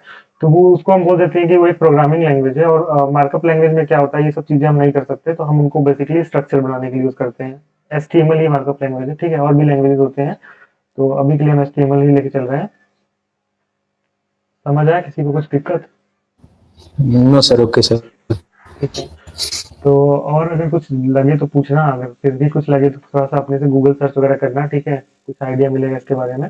देखो ये सब चीज़ों को हम देखेंगे कि हेडिंग क्या होता है, बटन क्या होता है, पर इससे पहले थोड़ा सा हम बनाते कैसे हैं फाइल को एचटीएमएल की, उसको देख लेते हैं। तो देखो यहाँ पे हम लोग थे ना कि यहाँ पे हम ये लिखते हैं, सबसे पहले कोई भी फाइल बनाओ एचटीएमएल की, ये वाला डिक्लेरेशन तो लिख देना ताकि हमारा ब्राउज़र समझ पाए कि ये जो हम लोग एचटीएमएल लिख रहे हैं ना, ये डॉक्यूमेंट 5 एचटीएमएल 5 वर्ज़न यूज़ करने वाले हैं। इसके बाद क्या होता है ना, एक सबसे पेरेंट फाइल होती है जो कि होती है एचटीएमएल की फाइल, ठीक है? तो एचटीएमएल की फाइल लिखते हैं और लिखते कैसे हैं? देखो टैग होता है, जैसे एचटीएमएल एक टैग है, ठीक है? तो इसको हम कैसे लिखते हैं? इसके लिए हमें ये एंगुलर ब्रैकेट जो होता है इसको ओपन करते हैं, इसके अंदर जो भी टैग, जितने भी टैग हम लिखेंगे एचटीएमएल में वो लिखेंगे, फिर इस वाले एंगुलर ब्रैकेट को क्लोज करेंगे। और देखो ये तो ऑटोमेटिक मिल गया। फिर इसके साथ हम ये क्लोजिंग वाला टैग भी लिखेंगे, ठीक है? कुछ टैग्स होंगे जिनको क्लोज करना पड़ेगा, कुछ टैग्स होंगे जिनको क्लोज नहीं करना पड़ेगा, वो भी हम देखेंगे कौन कौन से ऐसे टैग्स होते हैं। तो ये एचटीएमएल हो गया बेसिकली, जिसको हम बोलते हैं रूट एलिमेंट बोलते हैं। हाँ, और ये भी देखेंगे कि टैग और एलिमेंट में क्या अंतर होता है, ये आगे हम देखेंगे, ठीक है? तो इसको बोलते हैं रूट एलिमेंट। और हेड एचटीएमएल के अंदर क्या होता है? देखो एक होता है हमारे पास हेड टैग, ठीक है? और एक होता है, इसको भी हम इजी समझ सकते हैं, एचटीएमएल क्या हो, पूरा पूरा जो चीज़ है हमारे पास एचटीएमएल है, कोई स्ट्रक्चर बना रहे हैं, उसमें कुछ हमारा हेड होगा ना, कुछ ऊपर वाली पार्ट होगी, कुछ बॉडी होगा, तो वो सारी चीजें होती हैं यहाँ पे। हेड टैग हो गया, बॉडी टैग हो गया। ये एक बेसिक स्ट्रक्चर है HTML का जो कि हम बनाते हैं। और सारी जो भी देखो हेड टैग का यूजेस क्या होता है कि हेड टैग में हम वो सारी चीजें रखते हैं जो कि यूजर के लिए काम की नहीं होती है, यूजर उनसे इंटरेक्ट नहीं कर पाता, पर वो वेबसाइट की इंफॉर्मेशन रखती है अपने पास। ठीक है, तो ये हम अभी देखेंगे एक एक करके क्या क्या इन्फॉर्मेशन रखती है। और बॉडी टैग में हम वो चीजें रखते हैं जिनसे यूजर इंटरेक्ट कर पाता है ना, कोई बटन होगा, कोई इनपुट होगा, कोई हेडिंग होगा, तो वो सब चीजें जो होंगी वो बॉडी टैग के अंदर ही रखी होंगी। ठीक है, तो इतना हम यहाँ पे देख लेते हैं। और ये हेडिंग टैग के अंदर क्या होता है बेसिकली, यहाँ पे हम कुछ चीजें वेबसाइट को एक्सप्लोर कर लेते हैं समझने के लिए, प्रैक्टिकल अंडरस्टैंडिंग। ठीक है, देखो यहाँ पे क्या है, देखो अगर मैं अभी के लिए क्या करता हूँ, इसको स्टार्ट कर लेता हूँ पहले सर्वर ताकि समझ में आए। ठीक है, तो देखो अगर मैं देखो, हाँ अगर ये बता था ना लाइव सर्वर इंस्टॉल करना, लाइव सर्वर इंस्टॉल करने के बाद देखो जब भी HTML की फाइल खोलोगे, देखो यहाँ नीचे बॉटम में तुमको गो लाइव का ऑप्शन दिखेगा। अगर नहीं दिख रहा है तो राइट क्लिक करना और यहाँ पे देखना ओपन विद लाइव सर्वर। ठीक है, ये दोनों ऑप्शन ओपन करोगे, देखो तुम्हारा देखो लाइव सर्वर जो है पोर्ट नंबर 5500 पे ओपन हो गया है मेरे कंप्यूटर के। और मैं इसको दिखा भी लेता हूँ। ठीक है, ऐसा देखो ये मेरा खुल के आ गया है। अभी मैंने कुछ भी नहीं लिखा, अब मान सकते हो कि एक वेब पेज हमने बना लिया, अभी हमने कुछ भी नहीं लिखा। ठीक है, तो ये कुछ ऐसे दिख रहा है। और अब देखते हैं कि देखो हेड टैग में क्या होता है। कुछ हम ऐसी चीजें रखते हैं जो कि हेड टैग में जरूरी होता है। जैसे देखो इस वेबसाइट पे अगर मैं चलूँ, एक मिनट कहाँ गया, ठीक है अरे यार, ठीक है, तो यहाँ पे देखो क्या टॉप पे देखो कुछ लिखा है शूज फॉर विमेन। अगर मैं यहाँ flipkart.com पे चलूँ सबसे टॉप पे, देखो यहाँ पे कुछ लिख के है ना, online shopping site for mobile. इससे यूजर को कोई मतलब नहीं है, यूजर देख सकता है कि भाई कुछ लिखा हुआ है, ये हम सही जगह पे आए हैं। यहाँ पे देखो फ्लिपकार्ट का एक छोटा सा देखो एक इमेज दिख रहा है हमें, तो ये सबसे यूजर इंटरेक्ट नहीं करेगा। यूजर इंटरेक्ट यहाँ पे जो चीजें पड़ी हुई है ना, बटन हो गया, ये इनपुट हो गया, इन सब चीजें से यूजर इंटरेक्ट करेगा। ठीक है, तो हम क्या करेंगे, हाँ शिवम क्या हुआ? Head tag sir Meta data को स्टोर करता है ना? हाँ, उस पे हम आएंगे कि क्या कैसे करता है। ठीक है, ठीक है सर। हाँ, तो बेसिकली क्या होता है ना कि ऐसी चीजों को करता है जो जिससे यूजर इंटरेक्ट नहीं करता पर्सनली, पर हाँ वेबसाइट का वो इन्फॉर्मेशन रखती है, वेबसाइट कैसी है, क्या कर रही है। ठीक है, जैसे शिवम ने बताया हम मेटा डेटा यूज करते हैं। मेटा डेटा क्या होता है बेसिकली, डेटा का जो डेटा होता है बेसिकली वो मेटा डेटा होता है। तो वेबसाइट का जो कि डेटा स्टोर करता है वो उसको हम बोलते हैं मेटा डेटा। ठीक है, तो यहाँ पे हम क्या करते हैं, हम देखो अपने वेबसाइट पे इसको बना के दिखाएंगे कि कैसे ये चीजें चल रही हैं। ये चीजें ठीक है, लोकल होस्ट 3000 पे चल रहा है। अभी के लिए हमारा .com URL नहीं है, हमें अभी के लिए हमारा मेन URL जो है यही है। ठीक है, एक मिनट क्यों नहीं चल रहा है, यहाँ पे इसको उठा लेते हैं। ठीक है, तो अभी के लिए जो हमारा URL होगा ना वो ये वाला होगा। तो अभी के लिए हम इसको इंस्पेक्ट करेंगे, अपने जो भी हम कुछ लिखेंगे कोड वो हमें यहाँ पे दिखेगा। तो हमने एक सर्वर स्टार्ट किया और हमने सर्वर से ये वाली फाइल की डिमांड कर ली। वो सर्वर हमारा खुद का ही कंप्यूटर है जो कि लोकल है, किसी इंटरनेट से कनेक्टेड नहीं है। तो ये फाइल अगर कोई बाहर से मांगेगा तो उसको ये फाइल नहीं मिल रही होगी, क्योंकि हमने हमने अपने कंप्यूटर के अंदर ही बना रखा है। किसी को भी से दिक्कत हो ना लोकल सर्वर पे, तो फिर मैंने ऐसा हैंड रेस किया, कोई ऐसा पूछना है क्या? ठीक है, तो समझ रहे हो ये चीजें हैं। तो अब देखो हमारे वेबसाइट पे यहाँ पे कुछ उटपटांग दिख रहा है, इसमें तो लिख रहा है online shopping site for mobile, यहाँ पे कुछ भी दिख रहा है। तो वो हम कैसे दिखाएंगे, देखो हेड टैग के अंदर क्या होता है ना, एक टाइटल करके एक टैग आता है।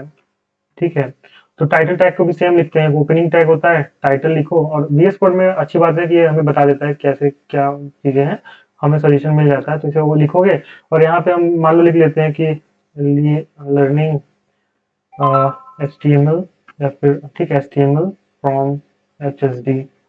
तो अगर मैं ये लिख लेता हूँ ना, तो देखो ये दिख रहा है क्या हमें, देखो अब हमारा ये चेंज हो चुका है, लर्निंग HTML फ्रॉम HSD। ऊपर देखो टॉप पे दिख रहा होगा, तो ये दिख रहा है। ये देखो यहाँ पे इमेजेस दिख रही हैं, छोटी सी इमेज है, हमारे पे कुछ अलग ही दिख रहा है, अर्थ का लोगो दिख रहा है। तो एक काम करते हैं ना, ये इमेज उठा लेते हैं इसका। ठीक है, यहाँ राइट क्लिक करेंगे, क्योंकि हमारे पास अब HTML की फाइल आ चुकी है, तो हम उसको चेक कर सकते हैं कैसे कैसे करनी है। तो यहाँ पे हम क्या करते हैं, एक्चुअली में क्या होता है ना, अगर हमने स्लैश लिखूँ favicon .ico लिखूँ तो मुझे फाइल मिल जाएगी, शायद मिल जाएगी। देखो नहीं मिला, कुछ ना कुछ तो गड़बड़ है। ठीक है, तो यहाँ से निकाल लेते हैं। तो ये भी हम देखेंगे favicon क्या होता है, तो उसके लिए कोई चिंता वाली बात नहीं है। देखो यहाँ पे देखो, अगर मैं चलूँ इसके इस वाले पोर्शन पे, देखो यहाँ पे क्या है, हेड टैग है, एक बॉडी टैग है। ठीक है, हेड टैग में जाएंगे तो यहाँ पे देखो हमारे पास कुछ टाइटल खोजना है कि टाइटल कहाँ है। देखो यहाँ पे टाइटल है, इस टाइटल में देखो क्या लिखा है, ऑनलाइन शॉपिंग साइट पर, जो हमें यहाँ पे देखो ऊपर दिख रहा था, वो चीजें हमें टाइटल के अंदर दिख रही है। ठीक है, और क्या है हमारे पास देखो फैब आइकन के लिए कुछ होगा, लिंक करके कुछ होगा। सबसे टॉप पे होगा क्या शायद। देखो यहाँ आइकन लिखा हुआ है, आइकन में देखो यहाँ पे एक लिंक लिखा हुआ है इमेज का। इस लिंक को मैं उठा के अगर मैं यहाँ पे पेस्ट करूँ, देखो ये क्या दिख रहा है हमें। देखो हमारे ये जो ऊपर देखो छोटा सा आइकन दिख रहा है वो हमें देखो मिल गया। तो हमारा ये लिंक है, हम इस लिंक को अपने वेबसाइट में यूज करेंगे। तुम कोई भी इमेज यूज कर सकते हो, कोई सा बड़ी बात नहीं है। तो चलते हैं हम और यहाँ पे क्या करते हैं, लिंक जैसे मैं बताया लिंक होता है। तो यहाँ पे देखो एचटीएमएल में क्या है, इसमें वीएस कोड में लिंक के आगे लिखोगे तो मिल जाएगा। तो हमें देखो लिंक के आगे देखो यहाँ पे सर्च करना है फैब आइकन, देखो ये वाला। तो हमें ये वाला टैग चाहिए था और ये हमें मिल गया। इसको क्लोज कर देता हूँ। तो अभी क्या है देखो यहाँ पे एचआरएफ मतलब क्या होता है, सोर्स का हम कुछ भी लिंक होता है या इमेज होता है वो लिखते हैं। तो अभी के लिए हमने जो भी लिंक कॉपी करा ना वो लिंक मैंने यहाँ लिख दिया। और अब देखो अगर मैं अपनी वेबसाइट को लोड करूँ, देखो यहाँ पे फिर देखो फ्लिपकार्ट का देखो ऊपर का जो छोटा सा पार्ट होता है वो हमें दिख रहा है। तो ये हमारा हो गया कि हम कैसे लिंक लगाते हैं, कैसे टाइटल लिखते हैं। और हम ये क्या करता है, हेड टैग में कुछ डेटा होता है हमारी वेबसाइट का। जैसे अगर जब हम कोई वेबसाइट शेयर कर रहे होते हैं तो वहाँ पे हमें कुछ डिस्क्रिप्शन दिखता है, गूगल पे जब सर्च करते हैं कुछ डिस्क्रिप्शन दिखता है।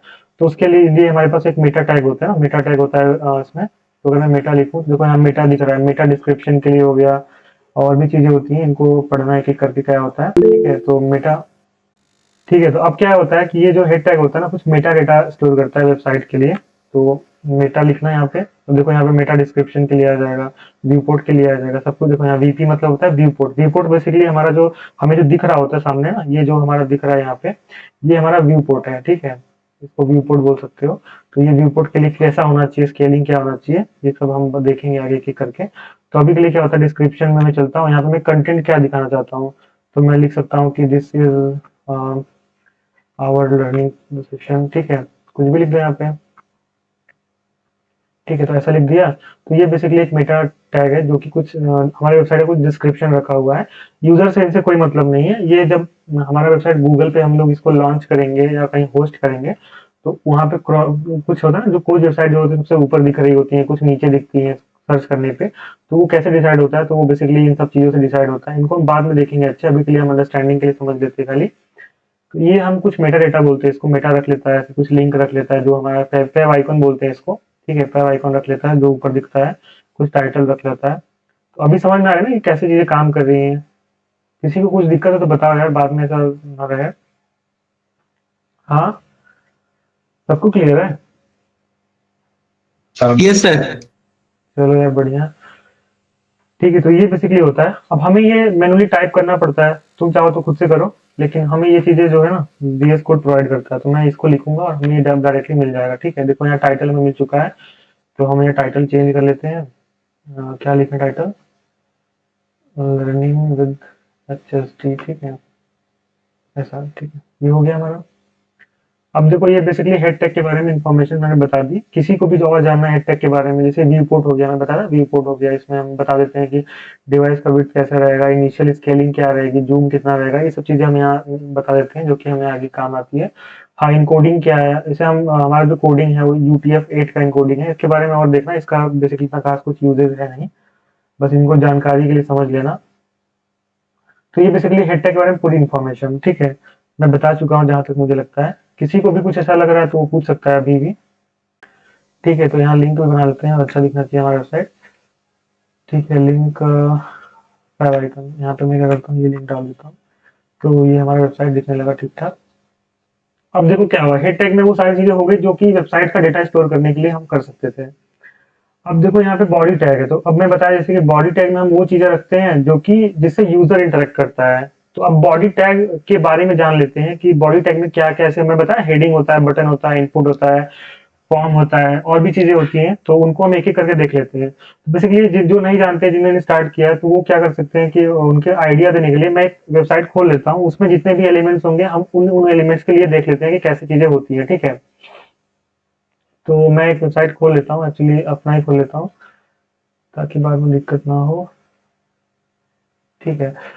तो ये वेबसाइट मैंने ओपन कर लिया और यहाँ पे देखो जितनी भी चीजें होंगी हम एक एक करके नोट डाउन करेंगे और उनको भी हम सेव समझेंगे। देखो जैसे वेबसाइट पे क्या है, सबसे ऊपर एक हेडिंग है, ठीक है।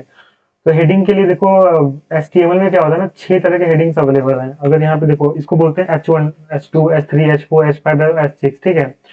तो जैसे ही मैं H1 लिखता हूँ, देखो HTML मुझे मिल जाता है, या फिर मैं ऐसे भी लिख सकता हूँ कि opening angular bracket H1 tag और इसको क्लोज करूंगा। देखो ये H1 हो गया। अब यहाँ पे हम जो कुछ भी लिखेंगे ना, वो हमारा हेडिंग 1 सबसे बड़ी हेडिंग होती है, वो दिखेगी, ठीक है। इसके साथ साथ में हमारे पास एक H2 होती है, ठीक है। H2 हो गया, H3, H4, H5, H6 कैसे करके होती है। तो H3 हो गया, H4 हो गया, H5 हो गया और एक और होता है H6 हो गया, ठीक है। तो इनमें क्या करते हैं, कुछ कंटेंट लिख लेते हैं ताकि हम समझ पाएँ कि क्या हो रहा है, कैसे हो रहा है। और देखो मैंने ये मल्टीपल सेलेक्ट कर लिया है, तो ये कीबोर्ड पे ऑल्ट बटन होता है ना, वो दबाना और साथ में माउस जहाँ-जहाँ प्रेस करोगे, तुम्हारा वो जगह सेलेक्ट हो जाएगा। तो मैं यहाँ पे कुछ लिख लेता हूँ, ठीक है। This is our first session,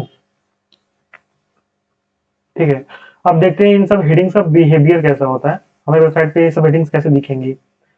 तो इनको हम ओपन कर लेते हैं, यहाँ पे कहाँ था, यहाँ पे, ठीक है। देखो ये सारे हेडिंग्स हमें दिख रही हैं, this is our first session, this is our second session, देख रहे हो, बड़ा हेडिंग से लेके छोटा हेडिंग तक है।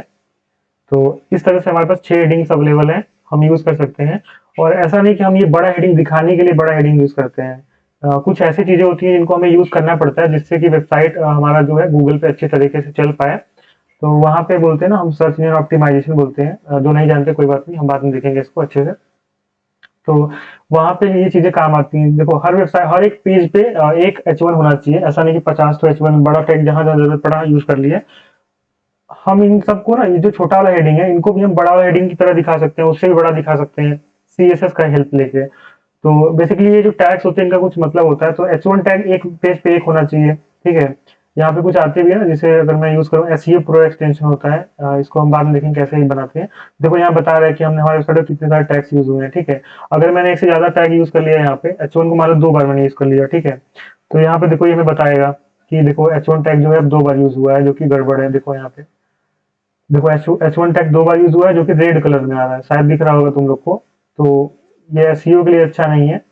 तो ऐसे करके हम चीजों को समझते चलते हैं। तो H1 टैग एक होना चाहिए। और अगर इससे बड़ी चीजें बनानी है हमें, तो हम कोई और टैग यूज कर लेंगे, H2 यूज कर लेंगे, H3 यूज कर लेंगे, जिसमें हम कुछ स्टाइल लगा करके, CSS लगा करके बड़ा बनाएंगे। तो वो हम देखेंगे, स्टाइल CSS जो भी मैं बोल रहा हूँ, उस पर टेंशन लेने की जरूरत नहीं है।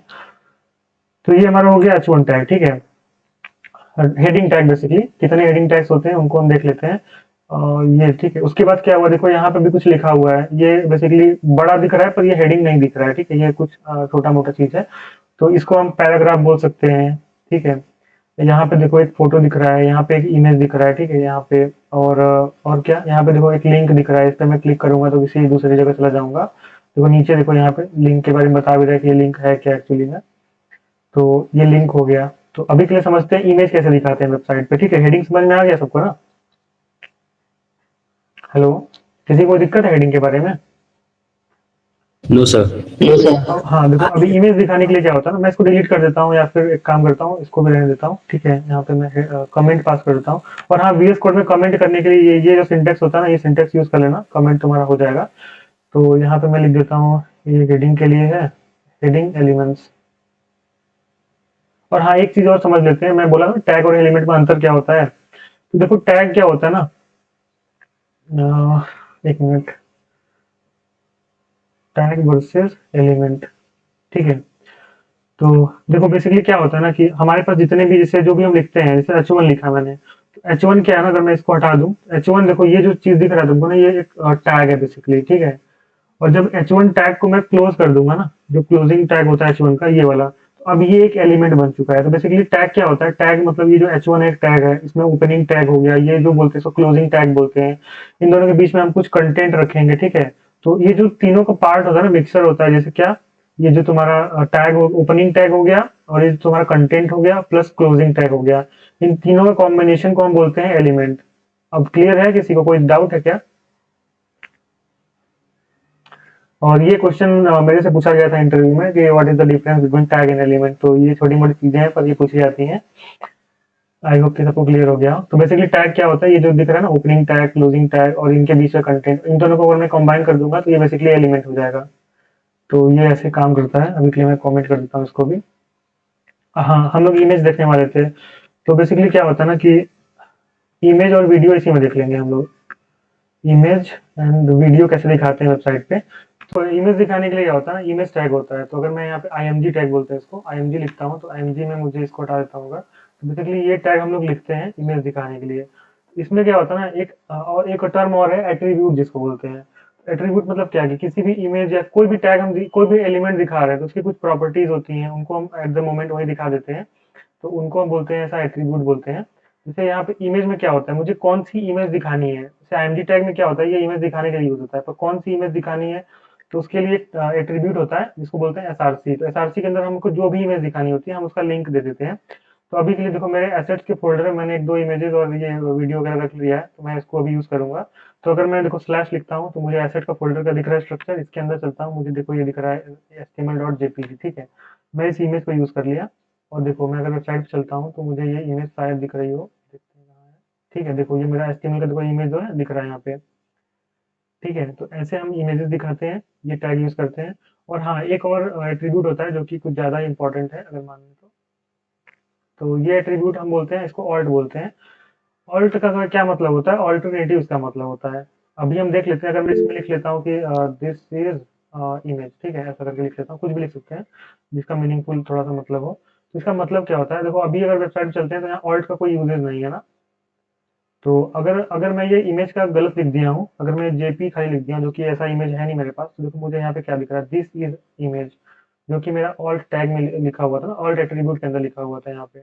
मैं इसको लिख देता हूँ, दिस इज इमेज करप्ट, यहाँ पे लिख देता हूँ नॉट अवेलेबल करके लिख देता हूँ।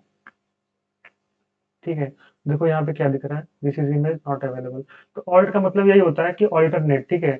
अगर SRC अगर में कुछ प्रॉब्लम है, ये इमेज लोड नहीं हो पा रहा है, तो उसकी जगह पे क्या होगा, हमें ये ऑल्टरनेट दिखेगा जो भी है यहाँ पे लिखा होगा। हाँ सनी बताओ। सर इसमें एक एट्रीब्यूट होता है सोर्स सेट, उसका यूज क्या है? हाँ बेसिकली SRC सेट होता है ना, SRC सेट का ये यूज होता है कि हम कई सारी इमेजेस इसके अंदर पास कर सकते हैं, और ये इमेजेस हमारा जो विड्थ होता है उसमें वो भी पास कर सकते हैं, उसके अकॉर्डिंग ये सारे इमेजेस हमें दिख रहे होते हैं। हम कई सारे सेट पास कर देते हैं, अगर ये इमेज अवेलेबल नहीं है तो कुछ और देख लेना, कुछ और करके ऐसे हम सेट सेट ऑफ इमेजेस पास करते हैं बेसिकली। ठीक है, ओके सर। हाँ तो ये होता है हमारा SRC सेट का मतलब। और ऑल्ट का मतलब यही होता है, दिस इज एन, हाँ विषय बताओ। सर आपने जो सर बताया कि सर हेडिंग और एलिमेंट टैग के बारे में और एलिमेंट के बारे में, तो सर इमेज क्या है सर, एलिमेंट की टैग है? हाँ इमेज भी एक टैग है ना, क्योंकि इमेज का देखो थोड़ा सा अलग सीन चलता है, इसमें हमें क्लोज नहीं करना पड़ा ना। हमारा ये देखो इमेज में क्या होता है कि सेल्फ क्लोजिंग या ऑटोमेटिक हो जाता है। कुछ टैग्स में बताया, कुछ टैग्स ऐसे भी होते हैं जहाँ पे हम अलग से क्लोजिंग नहीं करते। शायद अगर इमेज को भी क्लोज करें तो ये काम करेगा, आई होप। ना करे जो भी देख लेते हैं। तो हाँ, काम तो किया इमेज टैग भी क्लोज करने पे भी। ठीक है, तो बेसिकली जरूरत नहीं है इमेज टैग को क्लोज करने के लिए, इसको हम ऐसे भी छोड़ देंगे HTML में तो काम करेगा, देखो काम कर रहा है। पर रिएक्ट में जाओगे ना तो रिएक्ट में तुमको ये जो एक होता है ना सेल्फ क्लोजिंग टैग, जैसे इसमें क्या है कि हेडिंग में क्या है, मैंने H6 को ओपन किया फिर इसको अलग से क्लोज भी किया है ना। पर सेल्फ क्लोजिंग कुछ टैग्स होते हैं जहाँ पे हम जहाँ पे ओपन करते हैं उसके लास्ट में ऐसा लगा देंगे तो ये खुद ही क्लोज हो जाते हैं। तो ये रिएक्ट में मुझे हमें लगाना ही पड़ेगा, जब रिएक्ट पढ़ना स्टार्ट करोगे ना तो रिएक्ट में भी जैसे मैंने बताया कि HTML CSS यूज करते हैं, कुछ अलग यूज नहीं करते हैं, पर एक अलग तरीके से यूज करते हैं उसको। तो वहां पे हमें IMG टैग लिखेंगे, पर वो जो सेल्फ क्लोजिंग का सिंटेक्स होता है ये लगाना मैंडेटरी रहेगा, यहाँ पे नहीं लगाएंगे तब भी काम हो जाएगा हमारा। ठीक है, तो सर इसको एलिमेंट बोलेंगे फिर टैग बोलें? हाँ ये बेसिकली देखो IMG एलिमेंट भी हो सकता है, अगर ये पूरा फुल स्ट्रक्चर के साथ में है तो इसको टैग बोल सकते हो, इमेज टैग हो गया। ठीक है, फिर इसके अंदर सर हमने इमेजेस, दोनों नहीं बोल सकते हैं? यार मतलब दोनों अलग अलग थोड़ी है। H6 अच्छा में क्या, अच्छा। H6 टैग भी है और ये पूरा मिला के तो फिर एलिमेंट हो जाएगा। यहाँ पे इमेज अगर ये पर्सनली इसको देखोगे तो ये टैग है इमेज, IMG जो टैग है ये पूरा देखोगे तो ये एक एलिमेंट बन जाएगा तुम्हारा। ओके समझ सर। गया? हाँ। हम्म। और इसके बाद क्या होता है, जैसे वीडियो के लिए हम वीडियो टैग हमारे पास है, वीडियो में भी सेम काम होता है। हम एक ऐसा SRC मतलब सोर्स लिखते हैं कि कौन सा वीडियो दिखाना है। ठीक है, तो यहाँ पे मैं चलता हूँ एसेट्स के अंदर चलता हूँ, यहाँ पे देखो हमारे पास एक ये वीडियो है, इसको मैं यहाँ पे दिखाता हूँ, देखो दिख रहा होगा, देखो ये नीचे देखो हमारा एक वीडियो दिख रहा है, बहुत बड़ा दिख रहा है। तो इसमें एक विड्थ करके एट्रीब्यूट होता है, जैसे हम इसको विड्थ दे सकते हैं। तो 500 देता हूँ तो ये 500 दिखेगा, छोटा थोड़ा सा हो जाएगा, 500 साइज का। देखो ये वीडियो हो गया। और एक्चुअली में क्या वीडियो ऐसा होता है क्या, वीडियो में कुछ यहाँ पे पॉज प्ले करने के लिए बटन होते हैं, बगा मतलब कुछ ऐसा मतलब आगे फॉरवर्ड करने के लिए होता है ना ऐसा कुछ, क्वालिटी बढ़ाने घटाने के लिए होता है। तो वो सब कैसे दिखेगा, तो इसमें वीडियो में ही जाओगे तो यहाँ पे कंट्रोल करके होता है। ठीक है, कंट्रोल्स होता है, तो कंट्रोल्स लिखोगे तो क्या होगा, वीडियो में देखो हमारे पास अब कंट्रोल्स आ गए। ये वीडियो को मैं ओपन करूंगा, देखो ये चल रहा है, मैं इसको आगे फॉरवर्ड कर सकता हूँ ऐसे करके, वॉल्यूम को कम ज़्यादा कर सकता हूँ। तो ये कंट्रोल, हाँ इसको मैं बड़ा भी कर सकता हूँ इस वीडियो को। तो ये हमें वीडियो टैग से इतने सारी चीज़ें मिल जाती हैं, ठीक है। और हाँ, इस वीडियो को मैं डाउनलोड भी कर सकता हूँ, देखो यहाँ पे मैं डाउनलोड पे जाऊँगा, डाउनलोड भी कर सकता हूँ, ठीक है। और क्या होता है, अब क्या कई बार होता है ना कि वीडियो किसी वेबसाइट पे जाओगे तो वहाँ पे वीडियो क्या लगातार चलते रहते हैं और ऑटोमेटिक चलते रहते हैं। जैसे मैं अगर तुमको दिखाऊँ, ब्रेक इंस्टा पे चलता हूँ तो यहाँ पे शायद ऐसा पड़ा हुआ है, देखो जैसे ही वो वेबसाइट ओपन होगा ना तो हमें एक वीडियो दिखेगा, और जो कि अपने आप चलेगा। देखना, देखो एक वीडियो दिखेगा, लोड होने में टाइम लग रहा है। देखो ये वीडियो लोड हुआ, मैंने कुछ नहीं किया, ये देखो वीडियो अपने आप चलने लगा, देख रहे हो ना। तो ये कैसे चलाते हैं, देखो ये अपने आप चलने लगा वीडियो। तो ये हम चलाएंगे कैसे, तो इसके लिए एक एट्रीब्यूट होता है ऑटो प्ले का, ठीक है। ऑटो प्ले हम चलाएंगे तो ये क्या होगा, ये अपने आप प्ले हो जाएगा। और इसके लिए क्या है, देखो ये वेबसाइट जैसे मैंने लोड किया, देखो अपने आप ही प्ले हो जाएगा, देखो।